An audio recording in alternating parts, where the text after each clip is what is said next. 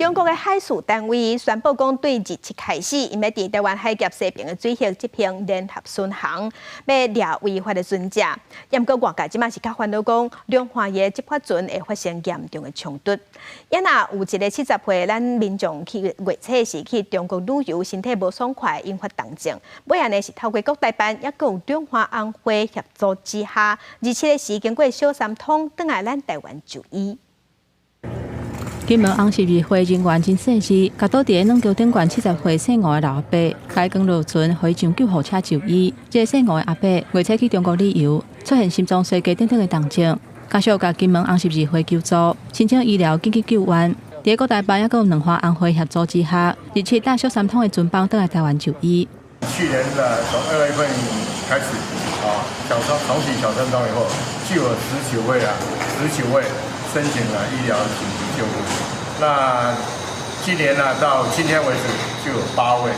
金门红十字会表示，去年小三通复航了后，目前累计有19件台胞遇到动静，透过小三通人道救援倒来台湾就医。面对三部渔船海顶的风险，中国海事单位日前伫台湾海峡西边的水域展开联合巡航，插入水顶外航勇士、甲违法掠鱼仔等等。其中参与的中国海巡控1轮，是中国头一只有海事监管、甲救助功能的大型巡航救助船。金门协会认为讲，人道救援是好代志，不过两方需要有沟通的管道。救难这个事情是无国界的，应该是会赞同这一个想法。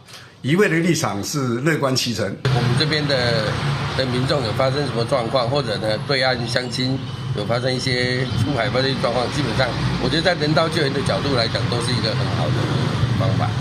中国讲联合巡航是为了加强巡查海峡西边的通航环境，不过金门快艇并旗的案件还未结束。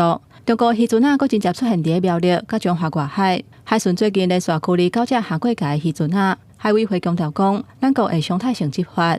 就是常态性的执法，我们都依执法的 SOP 在进行哈。应该要驱离的会驱离，应该要登检的或者是扣留的，我们都依法行政。